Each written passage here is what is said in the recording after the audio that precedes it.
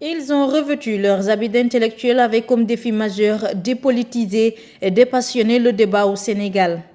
Et cela passe par l'instauration d'un cadre de réflexion où tous les sujets qui touchent de près ou de loin le vécu des Sénégalais seront discutés. Ce cadre existe désormais et il s'appelle le CERSEM, entendez, Cercle d'études et de réflexion stratégique pour un Sénégal émergent. Aujourd'hui, ce week-end, quelques pays sélectionnés par le président Bush se réunissent à Washington pour trouver des solutions à la crise financière internationale.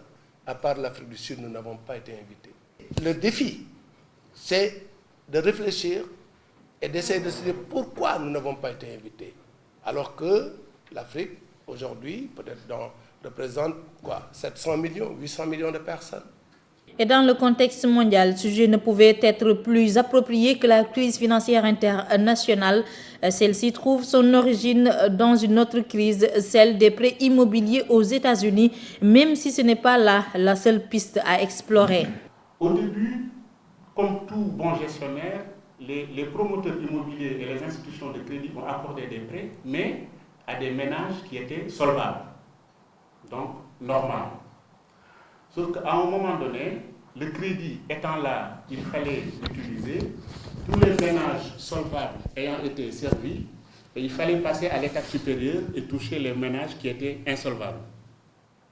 Par des montages assez compliqués, parfois par des informations qui n'étaient pas toujours très rigoureuses. Et du coup, à tous ces ménages très modestes, à qui on avait prêté de l'argent très très facilement, on s'est retrouvés tout naturellement avec des impayés qui étaient énormes. Parce que ces gens-là n'arrivaient pas du tout à rembourser ces crédits qu'ils avaient octroyés. Alors, c'est un système qui est assez pervers et assez compliqué.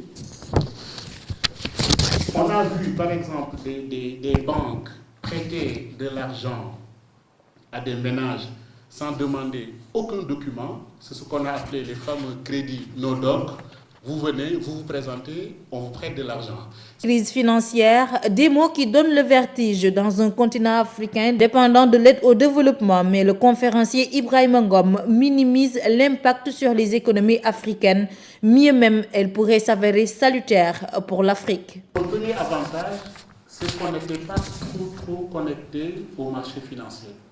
Donc, n'étant pas trop connecté, la crise sur le plan purement financier ne va pas nous toucher de plein fouet.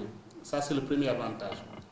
Le deuxième avantage, c'est qu'à chaque fois qu'il y a crise, les investisseurs cherchent de nouveaux relais de croissance. Ils se disent, où est-ce qu'on va pouvoir bien investir?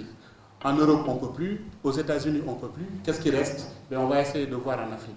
Et ça, c'est un élément qui est important.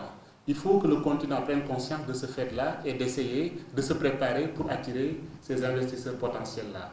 L'ex-ministre du Plan d'Abdou Diouf, El Hadj Ibrahima Sall, ne partage pas l'optimisme d'Ibrahima Ngom. Il avance des mots comme ajustement structurel qui rappellent aux Sénégalais des années noires. Obama a été élu sur la base d'un programme très à gauche, pro-syndical. Il va devoir faire face à 2 ans, 24 mois de récession au moins. Il va se mener à lancer une politique keynésienne qui, à mon avis, va abaisser le dollar, qui, à mon avis, va encore détériorer la situation de nos paiements. Et je ne sais pas maintenant jusqu'où cet affaiblissement du CFA va nous amener à une surévaluation tellement forte qu'on sera amené peut-être dans les 2-3 prochaines années à mener des ajustements du type d'évaluation, je ne sais pas. Mais tout ça, c'est possible.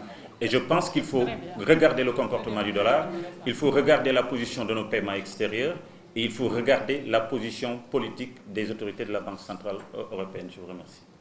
La mission de ces intellectuels peut paraître démesurée dans un pays où la politique fait la pluie et le beau temps. Mais ce baptême de feu du CERSEM a montré que c'était réalisable. Yes, we can, n'est-ce pas Obama?